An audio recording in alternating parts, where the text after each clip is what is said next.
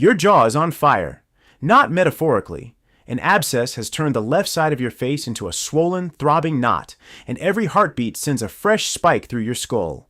You have no clinic, no pharmacy, no word for bacteria, no ibuprofen hiding in a kitchen drawer. Somewhere in the brush, a plant might help, or finish the job.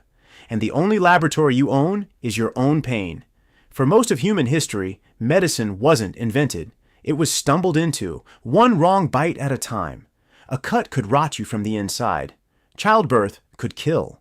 Malaria could burn through a village while everyone prayed to gods who never wrote back. And when the fever wouldn't break, someone might drill a hole in your skull to let the evil out, which sounds unhinged until you remember they had run out of better ideas. Archaeologists found opium poppies buried with the dead in a Spanish cave from around 4200 BC, as if pain needed company in the afterlife. Clay tablets from ancient Mesopotamia list willow and poppy as healers. Assyrian physicians brewed willow leaves for aching joints. None of those people knew why it worked. They noticed that sometimes, remarkably, it did.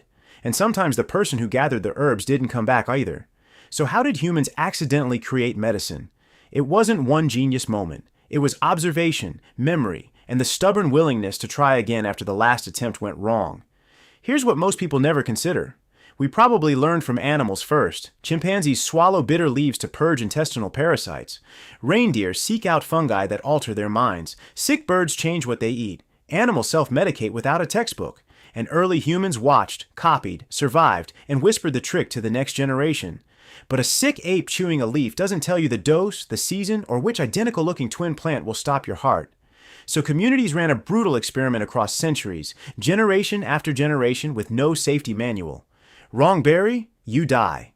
Right plant while you're burning with fever, you live. Women often carried this knowledge forward, gathering roots, treating children, teaching daughters which paste stopped bleeding and which tea cooled a rash. No control group, no placebo. No way to separate coincidence from cure. Just outcomes, stitched into song and story until the story felt like truth. Even Neanderthals may have done this on purpose. Plaque from a 50,000-year-old jaw in Spain shows antibacterial plants consumed alongside a savage tooth abscess. Someone reaching for relief before anyone had a word for doctor. Medicine, before medicine, had a name. But watching isn't enough. Someone has to see the pattern and refuse to look away. In 1763, an English vicar named Edward Stone kept giving powdered willow bark to feverish parishioners in Oxfordshire, not because ancient scrolls told him to, but because damp places grew willow and malaria still haunted England. He tested for years before publishing. Chemists later isolated salicin from the bark, then salicylic acid, then acetylsalicylic acid. In 1899, Bayer registered the result as aspirin. The legend that Hippocrates invented it by chewing random bark? Mostly myth. The wrong tree, the wrong preparation, the right story told too early. The real accident was slower. Plant, fever, patience, chemistry, and a prepared mind that wouldn't shrug off a pattern. The threshold wasn't a single eureka scream. It was the shift from, "this plant helped my uncle," to, "this molecule helps everyone." Then luck met training again.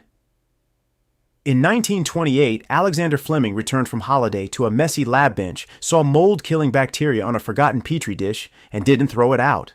Penicillin still took another decade. Florey and Chain had to purify it before it saved a single human life. Roughly a quarter of modern drugs still trace back to accidents like that, caught by someone sharp enough to care. And here's the part the pharmacy aisle won't mention. Every accidental cure came with overconfidence attached. We got the willow right and the demon wrong. Right about the herb, wrong about the hole in the skull. Right about the mold, still guessing at half of what it does inside you. We built gleaming hospitals on foundations of guesswork, and called the guesswork progress. The shamans weren't stupid, they were desperate. And sometimes, against absurd odds, right about the plant and wrong about the spirit they blamed. If you want more stories that make the familiar world feel strange again, subscribe. You're still that person in the brush, jaw aching, hand reaching for something green. The pain is quieter now, a white pill instead of bitter bark.